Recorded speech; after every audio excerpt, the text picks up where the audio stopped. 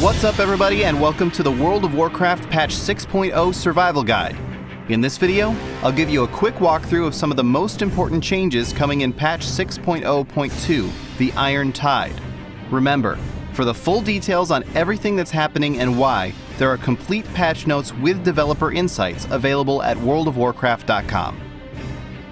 The first thing you'll probably notice when you log into the new patch is that many of our original character models have been updated. The human, orc, dwarf, undead, night elf, tauren, gnome, troll, and Draenei models have all been given a massive visual update, with higher quality models, smooth animations, and more detailed facial customization options. We've done our best to make your new and improved character feel as much like the original as possible, but if you're not completely happy with the new you can hit up the nearest barber shop to change your hairstyle, accessories, and even check out the new face options. As this patch is the precursor to the Warlords of Draenor expansion, there's some new pre-launch content that will give you your first taste of the Iron Horde. In the Blasted Lands, the Iron Horde is beginning its invasion, and the Alliance and Horde are taking their first steps to push them back. You can undertake a series of level 90 quests to repel them and earn some special rewards, such as the Iron Starlet Battle Pet and Iron Vanguard title. Meanwhile, a special level 90 version of the updated Upper Blackrock Spire dungeon will be available. That version of the dungeon, as well as the Blasted Lands rewards, are only available until Warlords of Draenor launches, so be sure to check them out. The next thing you might notice is what we're calling ability pruning. Over the years, we've added more and more abilities to each class, to the point where we were actually running out of room for them on your action bars. With Warlords of Draenor and Patch 6.0, we wanted to refocus each spec's ability set on their core gameplay, and make sure every spell was there because it's fun and interesting, and not just another button to push. Some abilities are now only available to certain specs, and some have been removed entirely. We also took a hard look at crowd control abilities, and thinned those out substantially, especially in PvP, where it can be frustrating to lose control of your character for extended periods of time. Patch 6.0 also includes some major changes to gear. The biggest one is what we've been referring to as the Stat Squish. Each new expansion has brought exponentially higher numbers, both on your gear and in the amount of damage and healing you deal or receive. We wanted to bring those numbers down to earth a bit, so we've gone through and adjusted gear from previous expansions to scale at a more reasonable rate. The end result is that you'll see a lot lower numbers on your gear and in the amount of damage or healing you do. You'll also have slightly fewer hit points, though we've purposefully left health pools a bit higher to make burst damage less important, particularly in PvP. And don't worry, we've squished all of the creatures in the game too, so you're every bit as effective against them as you were before the squish.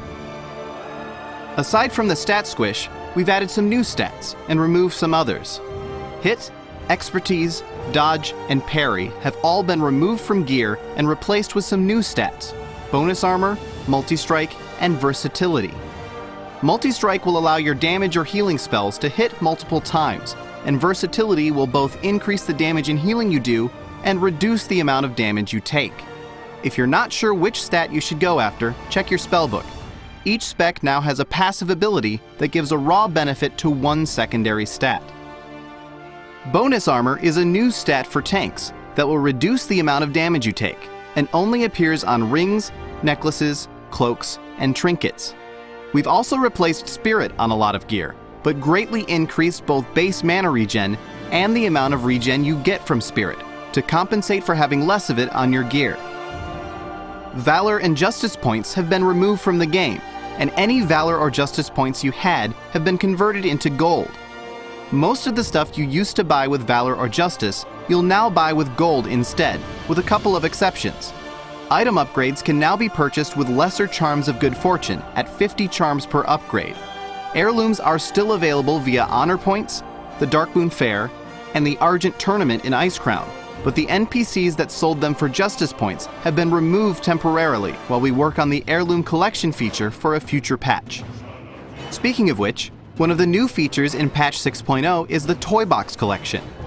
Here, you'll find all of the fun little toys you've picked up, such as the flippable table or the puntable marmot, instead of having to carry them around in your inventory. You can open the toy box by pulling up the Collections window and clicking on the Toy Box tab. Patch 6.0 also includes our brand new Premade Groups feature. You can find it by opening the group finder and selecting Premade Groups.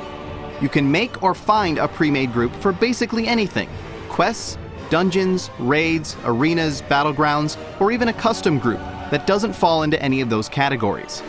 It's a great way to find new people to play with or get into content that doesn't work for random matchmaking.